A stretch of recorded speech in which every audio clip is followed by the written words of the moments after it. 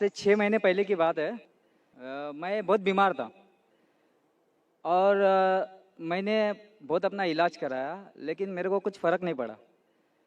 तो मेरे को फ़र्क क्यों नहीं पड़ रहा करके ये बात को मैं बहुत सोच रहा था। तो मुझे मालूम पड़ा कि मैं जिस इलाके में रहता हूँ, वो एरिया में गोश्त खाने के लिए मनाही है। तो थोड़े दिन के बाद मैं चिता कैंप में आया। चिता कैंप में आने के बाद में मैं जो बचपन से जो खाता था, वही चीज़ को मैं रिप्ले किया और मेरी हालत सुधर गई। मेरा 16 किलो वज़न कम था, जो बाद में लेवल में आ गया। तो बोलने का मतलब ये है कि ये जो मैं सवाल पूछ रहा हूँ आपको, ये सवाल मेरे लिए या गैर मुसलमान भाइयों के लिए नहीं है, स्पेशली मेरे औरत के लिए। ये इसके लिए क्योंकि इस वक्त वो आपको टीवी पे देख रही है। मैं तो आज इस्लाम कबूल करने वाला हूँ। तो मैं मेरी औरत को ये बताना चाहता हूँ कि आपका मैं एक बार पहले एक लेक्चर में सुना था कि इंसान का जो ये जो दांत होता है, वो दांत की जो रचना की गई है वो गोश्त खाने के लिए भी है। और मेरे दोस्त लोग ने अभी बोला मेरे को कि 2 दिन पहले आपके लेक्चर में आपने बोला था इस्लाम हमको ये नहीं बोलता कि गोश्त ही खाओ तुम, समझे? आप परसों के दिन में मेरे शायद बोले थे कि गोश्त महंगा हुआ है, आप सब्जी भी खा सकते हो।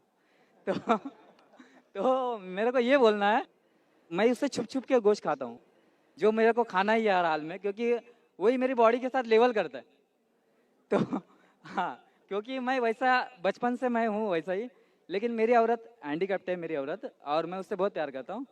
और मैं चाहता हूँ कि वो भी इस्लाम धर्म ले, आपकी बात सुन के। अच्छा, दूसरी बात ये है कि उसको ये बोलिए आप कि आप इस्लाम धर्म कबूल कर रहे हो तो आपको गोश्त खाना कोई ज़रूरी नहीं है। मैंने तो अभी तक कभी ज़बरदस्ती किया नहीं है और आगे भी करूँगा भी नहीं। तो मेरा सवाल ज़रा ज़्यादा तो नहीं हो रहा है? समझ गया हूँ मैं भाई साहब, समझ गया हूँ। ज्यादा है लेकिन समझ गया हूँ। हाँ। मुझे आदत है लोग से सवाल सुनने की, और जितना कठिन सवाल उतना मुझे मजा आता है। बिल्कुल।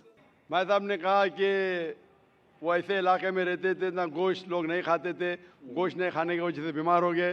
फिर चीता का मैं हाँ, गोश्त खाने की वजह से नहीं सर, एक्चुअली मैं दूसरी चीज़ की वजह से वीक हो गया था, लेकिन जो मेरी खुराक थी वो मेरे को नहीं मिल रही थी। हमें इंशाल्लाह जवाब को कंप्लीट करूंगा, फिर आपको मिल जाएगा इंशाल्लाह। मैं आपका सवाल समझ चुका हूँ और सुन भी चुका हूँ, और मैं मेडिकल डॉक्टर भी हूँ। हाँ, बराबर। मैं इस्लाम और कंपैरेटिव रिलीजन के अलावा एक मेडिकल डॉक्टर भी हूँ। भाई साहब बीमार हो चुके थे और गोश्त नहीं खाने की वजह से फिर से रिकवरी नहीं मिल रही थी।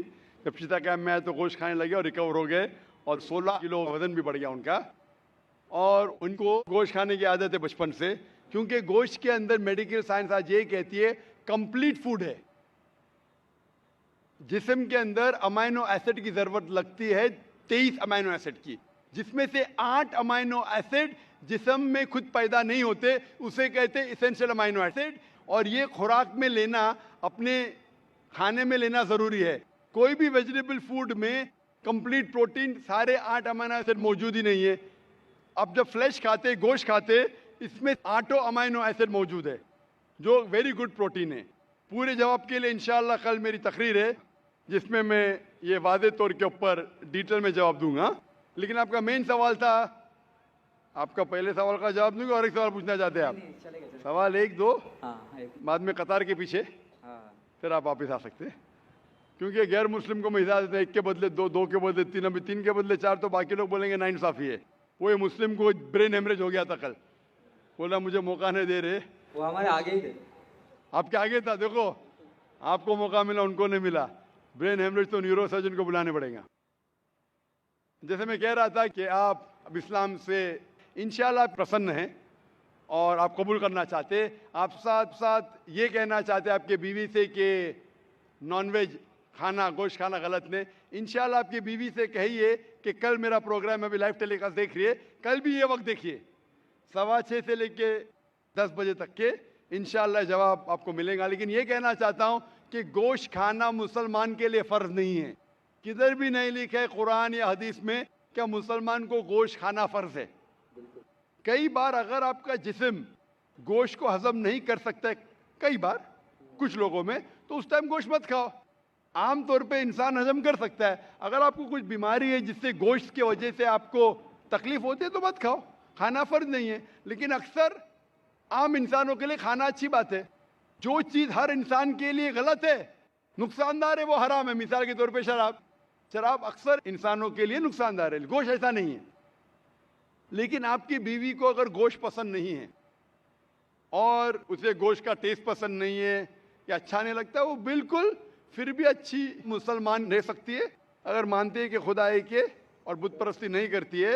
मेरी औरत ये समझती है कि अगर मैं मुसलमान बनता हूँ तो मैं कंपलसरी गोश्त खाऊंगा और उसको भी खिलाऊंगा। तो वो आप अपने तरीके से बताओगे तो थोड़ा फर्क पड़ेगा। भाई को डर है क्या उसकी बीवी समझती है कि अगर ये भाई मुसलमान बन गए तो उसके लिए कंपलसरी और बीवी को खिलाना भी कंपलसरी, उसके लिए भी कंपलसरी नहीं और बीवी को खिलाना कंपलसरी बिल्कुल नहीं है।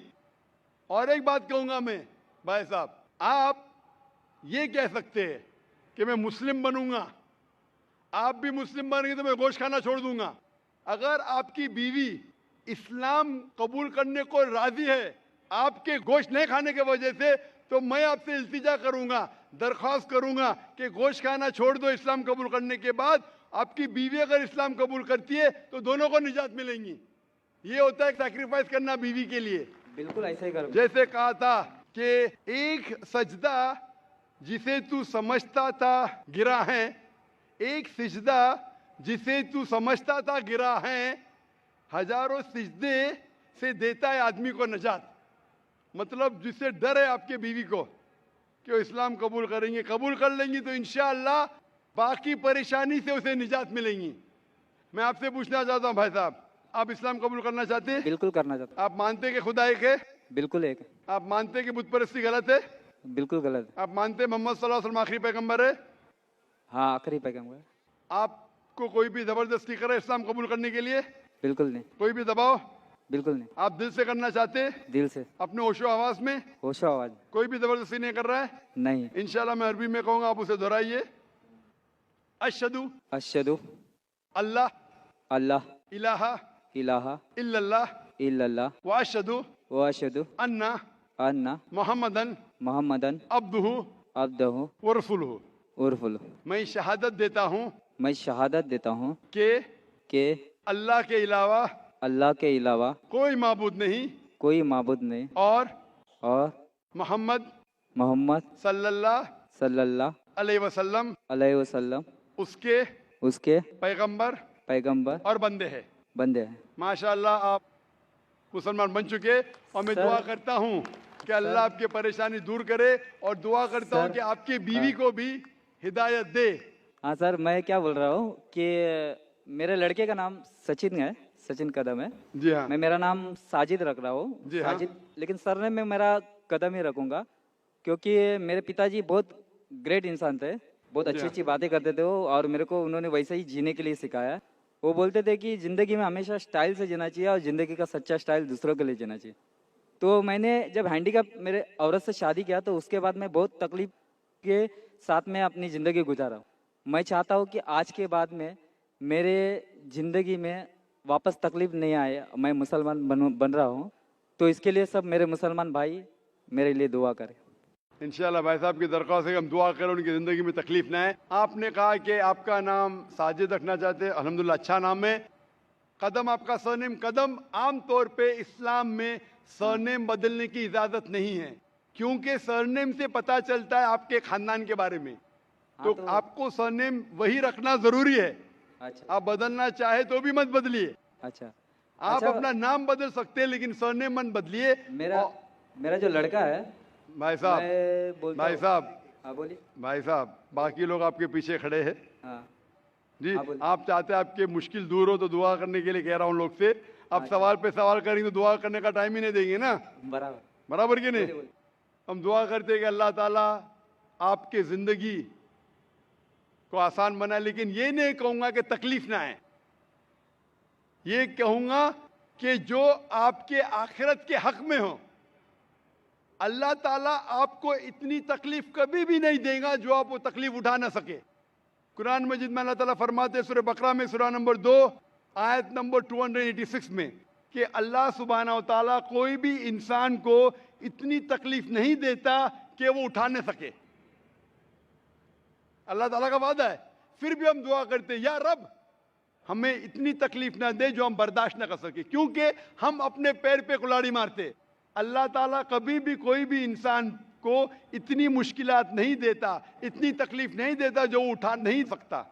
लेकिन इंसान खुद अपने पैर पे कुल्हाड़ी मारते, अपने आप को इतने तकलीफ में डाल देते कि उन्हें मुश्किल हो जाता है।